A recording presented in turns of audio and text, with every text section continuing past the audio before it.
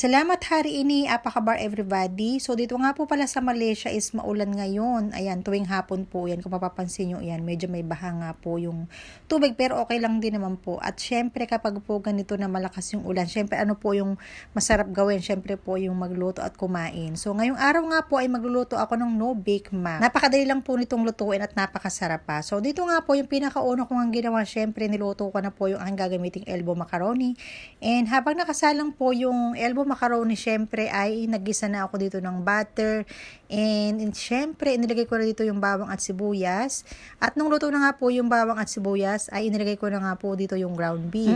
Ground beef po yung aking ginamit. Pero kung wala po kayong giniling na beef, ay pwede po kayong ditong gumamit ng chicken or nung baboy. Pagkatapos nga po ay naglagay na po ako dito ng konting hotdog para syempre may ibang texture naman at mas masarap po siya.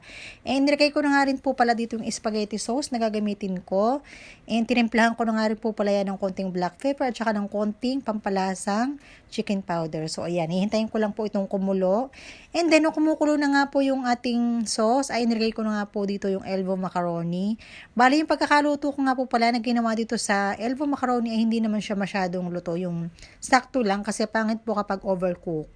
Ayan, minix-mix ko lang po ito ng mabuti syempre para lahat syempre ay malagyan ng sauce syempre. Napakasarap po ito mga mamsi na pang merienda na talaga naman po magugustuhan ng inyong mga junakis. Bali yung nga po pala ipinakulo ko lang ng mga 1 minuto mahigit. Pagkatapos nung medyo nag-reduce na po yung sauce, ay inilagay ko na po ito dito sa aking lalagyan. Ayan. Napaka-perfect po talaga nitong ating nilutong no bake mac sa mga walang oven dyan na gustong kumain ng bake mac syempre. And gagawa naman po tayo dito ng ating white sauce. So bali naglagay nga po pala ako dito ng butter and naglagay na po ako dito ng 1 lata ng evaporated milk. And yan, tinimplahan ko na nga rin po pala ito ng white pepper at saka ng konting pampalasa. At syempre, naglagay na nga rin po pala ako dito ng cheese. Pali yung ginamit ko nga po pala dito ay quick melt cheese. Pwede rin din naman po kayong gumamit dito ng cheddar cheese kung wala kayong quick melt. At syempre, para po mas maging creamy yung ating white sauce, so naglagay po ako dito ng cornstarch po na tinunaw ko po sa gatas pa rin. So hindi po ako dito gagamit ng tubig para po syempre maganda yung kakalabasan at magiging creamy po yung ating white sauce.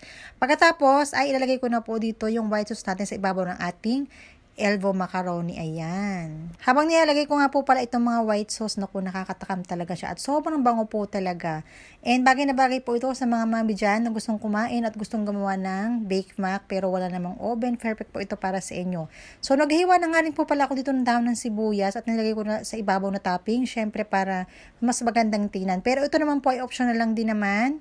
Ayan, ito na po yung ating bake mac, luto na po siya. Hintayin lang po natin itong medyo tumigas yung ating white sauce. At pag okay na nga po yan ay syempre pwede na po natin yung kainin at pang merienda. So syempre, naglabas na rin po ako dito ng Coke Zero. Paminsan-minsan na naman po ako umiinom ng Coke kasi hindi naman din po ito maganda sa kalusugan, di ba? Tama po. So ayan, nilagyan ko po ng maraming ice para mas masarap. So ito na nga po, ready na po ang ating pangmerienda ng bake mac and pwede po itong ipanghanda sa kahit anong po mga okasyon. Syempre, ayan, tingnan nyo naman napakasarap ng ating nagawang merienda ngayong araw. Kaya naman po ano pang hinihintay mga mamsi, gumawa ka na rin po. Try nyo na rin po itong recipe na to. Yun lang po, salamat sa panonood. Bye!